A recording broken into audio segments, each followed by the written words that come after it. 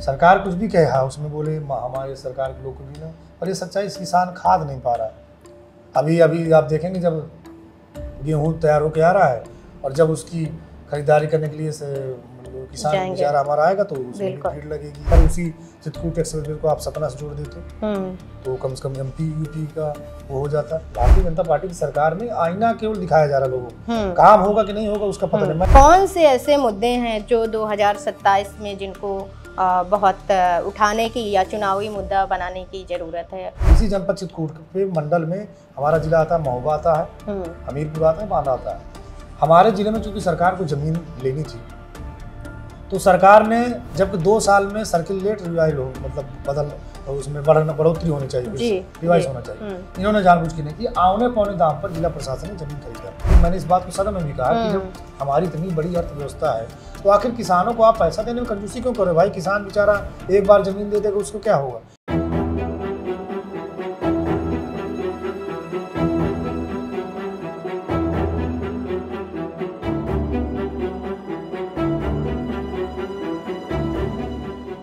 नमस्कार, मैं मीरा देवी, खबर लहरिया से प्रबंध संपादक। मेरे साथ मेरी साथी हैं नाजनी रिजवी जो कैमरे के पीछे हैं। मैं मौजूद हूँ चित्रकूट जिले के करवी सदर विधायक अनिल प्रधान जी के पास।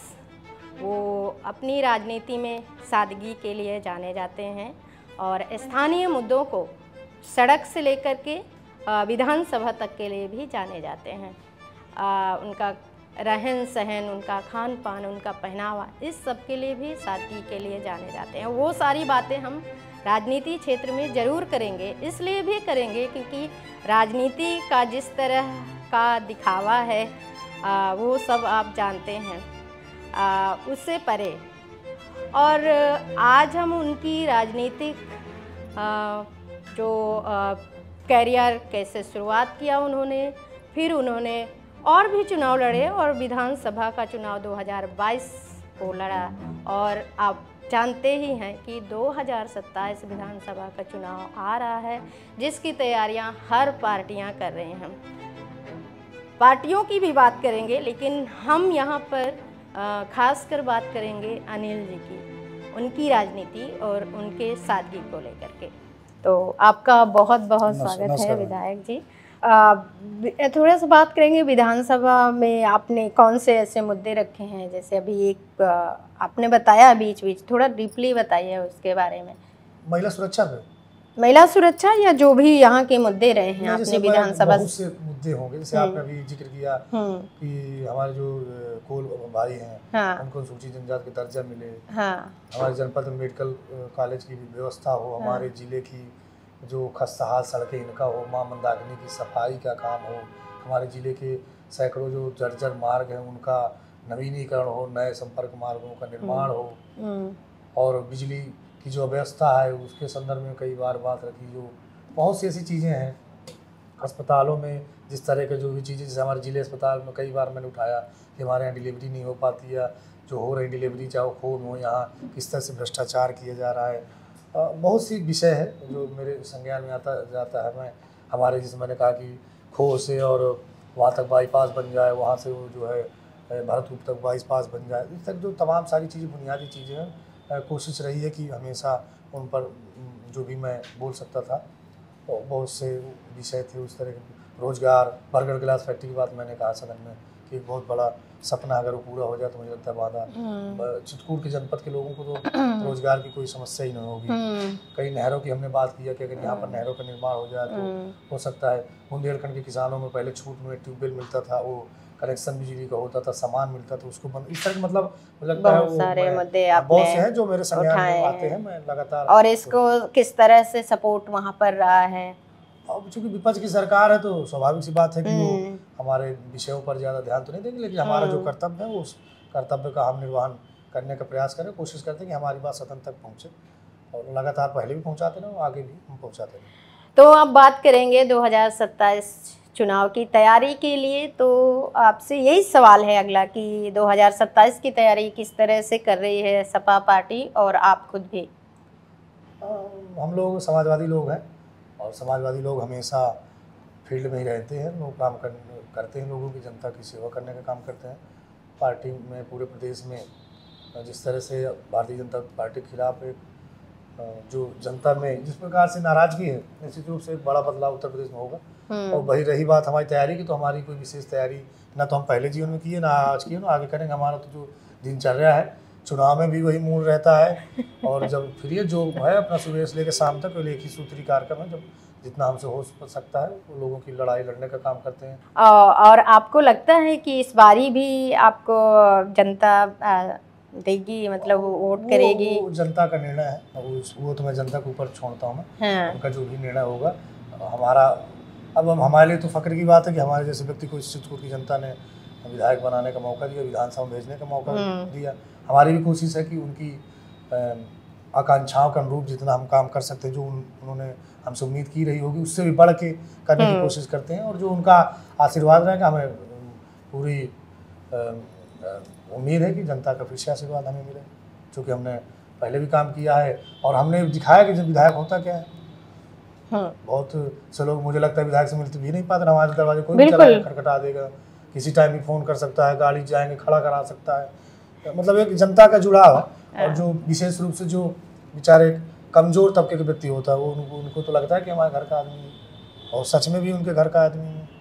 हमसे जो लोग बोल जाएंगे, वो हो सकता है दूसरे कभी बोल भी नहीं पाएंगे जिस तरह बोल लेते। तो वो एक प्रेम है उनका हमारे प्रति, और उन्होंने हमारे लिए मरे हैं बेचारे, हमारे लिए लड़े हैं, तो उनका हम सम्मान भी करते हैं जितना एक मानवीय रूप में कर सकते हैं। वो लड़ाई पहले भी लड़ते रहे, आगे भी लड़ते रहे, और मुझे भरोसा है कि जनता का आशीर्वाद मिलेगा। पर आपको लगता नहीं है कि जब एक विधायक होते हैं तो एक रौब होता है, मतलब कि उस तरह से जिस तरह से आप पहले हैं उस तरह के हों, ये कैसे आप कर पाते हैं? बहुत मुश्किल बात है ये, मैं जब देख रही हूँ अपने। मुश्किल इसलिए कि हमको ऐसा है कि जनता के आशीर्वाद से एक बार भाभी मेरी है, 2 बार मुझे बनने का मौका मिला जी। तो जीवन में किस बात का घमंड होना चाहिए? 5 साल का पद मिला है, जनता ने दिया है, जनता का आशीर्वाद फिर मिलेगा। मतलब मेरे कहने मतलब कि आपको जो भौकाल दिखाना है तो आप काम में दिखा दो भौकाल, आप और लड़ो, लड़ाई लड़ो लोगों की। कौन से ऐसे मुद्दे हैं जो 2027 में जिनको बहुत उठाने की या चुनावी मुद्दा बनाने की ज़रूरत है, और आप बनाएंगे क्या, उसको अपने मैनिफेस्टो में लाएंगे क्या? देखिए, जितना मेरे जो हमें सरकार द्वारा प्रदत्त मिलता है उससे द्वारा तो हम जो भी छोटी छोटी चीज़ें हैं या जो गांव के अंदर कर सकते हैं, अपने लोगों के लिए कर सकते हैं, पूरी जनता के लिए, वो तो हम करने का प्रयास कर ही रहे हैं और आगे भी करते रहेंगे। लेकिन चूँकि जन समस्याएँ बहुत सी हैं और बड़ी बड़ी, मेरा व्यक्तिगत ये मानना है कि शिक्षा और स्वास्थ्य और खेती, जैसे हमारे यहाँ लोग अधिकतर 80% लोग निर्भर हैं खेती पर, समय से उन्हें बिजली मिल जाए, सिंचाई की व्यवस्था आसानी से उपलब्ध है, खाद बीज मिल जाए। अब देखिए, जैसे आप देखेंगे सरकार कुछ भी कहे, उसमें बोले हमारे सरकार के लोग कुछ भी नहीं, और ये सच्चाई, किसान खाद नहीं पा रहा है। अभी आप देखेंगे जब गेहूँ तैयार होकर आ रहा है और जब उसकी खरीदारी करने के लिए किसान बेचारा हमारा आएगा तो उसमें भी भीड़ लगेगी या तमाम सी चीज़ें होंगी। तो इस तरह की बुनियादी चीज़ें हैं हमारे जब पर डेवलपमेंट की बात है, जिसमें मैंने हमेशा कई बार कहा कि अब आप इस समय देखेंगे कि हमारे जाम बहुत लगता है। कुछ चीज़ें हुई है इस सरकार में, वो मैं कहता हूँ कि अच्छा काम हुआ कि आप यहाँ से यहाँ तक बना, लेकिन अगर उसी चित्रकूट एक्सप्रेसवे को आप सतना से जोड़ देते तो कम से कम MP UP का वो हो जाता। लेकिन जो आप विकास, जैसे ये जिले में भारतीय जनता पार्टी की सरकार में आईना केवल दिखाया जा रहा है लोगों को, काम होगा कि नहीं होगा उसका पता नहीं। मैं एक बात आपसे कहना चाह रहा हूँ कि इसी जनपद चित्रकूट के मंडल में हमारा जिला आता है, महोबा आता है, हमीरपुर आता है, बांदा आता है। हमारे जिले में चूंकि सरकार को ज़मीन लेनी थी तो सरकार ने, जबकि 2 साल में सर्किल रेट रिवाइज हो, मतलब उसमें बढ़ोतरी होनी चाहिए, रिवाइज होना चाहिए, इन्होंने जानबूझ के नहीं की। औने पौने दाम पर जिला प्रशासन ने ज़मीन खरीदा, चाहे वो इधर परसिदपुर के पास कई गांव हैं हमारे, वहाँ पे ऑर्डिनेंस फैक्ट्री के नाम पर ज़मीन ली जा रही है, एक्सप्रेसवे के लिंक एक्सप्रेसवे के नाम पर ज़मीन। आप सर्किल रेट नहीं, आप ज़मीन किसानों के लिए रहे हो, लेकिन आप किसान को उसकी हक के हिसाब से आप पैसा नहीं देना चाहिए। अब वो बनेगा कि नहीं बनेगा का अलग विषय है। तो आपकी जो इकोनॉमी है जब आप किसान को और कमजोर करना चाहते हो, भाई ये तो सरकार का पैसा तो जनता का ही है। तो जब सरकार के पास इतना, हमारी इतनी बड़ी, मैंने इस बात को सदन में भी कहा कि जब हमारी इतनी बड़ी अर्थव्यवस्था है तो आखिर किसानों को आप पैसा देने में कंजूसी क्यों करो भाई? किसान बेचारा एक बार जमीन दे देगा, उसको क्या होगा? तो ये जो चीज़ें हैं वो कहीं ना कहीं समानता है। आप सपना तो दिखा रहे हैं ऐसा होगा वो ऐसा, अब वो जब धरती पे उतर जाए, आप बुंदेलखंड एक्सप्रेस अच्छी चीज़ है, चलिए बना, पर आप तुलना कर लीजिए बुंदेलखंड एक्सप्रेस की तुलना कर लीजिए और लखनऊ आगरा एक्सप्रेस की तुलना कर लीजिए। बुंदेलखंड एक्सप्रेस में आप रात में 10 बजे जाओगे, 80 की स्पीड में अगर जाओगे तो भगवान है मालिक है कि आप वापस सही से आ पाओगे कि नहीं आ पाओगे, क्या? और ये सच्चाई है, सब लोग जानते हैं। जो पर चुनाव के नतीजे तो यही बताते हैं ना कि इतना सब होने के बावजूद भी फिर भी जनता मतलब कि हर बारी सत्ता पार्टी को ही लाइक करती है। मैं ऐसा रहता हूँ, 2022 के चुनाव में फाइटिंग हुई, भारतीय जनता पार्टी के लोगों ने गुमराह करने का काम किया और जनता बहुत समझदार है और दोबारा उनको मौका मिला। लेकिन जिस तरह से एक होता है ना कि जब जनता बेचारी एकदम मतलब त्रस्त हो चुकी है, उनको लगा था शायद एक मौका और देना चाहिए, उन्होंने बीजेपी के लोगों को मौका दिया, लेकिन अब मुझे जहाँ तक लगता है लोगों ने मन बना लिया और बड़ा बदलाव होगा सब। आप तो लोगों से सीधा संवाद करना एक आपका ये कार्यालय है, या आप बता रहे हैं कि कहीं पर भी आपकी गाड़ी रोक करके लोग आपसे बात करते हैं, और कैसे कैसे माध्यम है लोगों से सीधे जुड़ने का? जैसे मैं तमाम तरह के क्षेत्र में हमेशा लगभग रहता हूँ। अभी 2-3 महीने से थोड़ा चूँकि कार्यक्रम था तो उस वजह से थोड़ा सा डिले हो गया, नहीं हर जगह निकल पाता, फिर से मैं धीरे अपने छोटे लोगों के बीच में निकल रहा हूँ।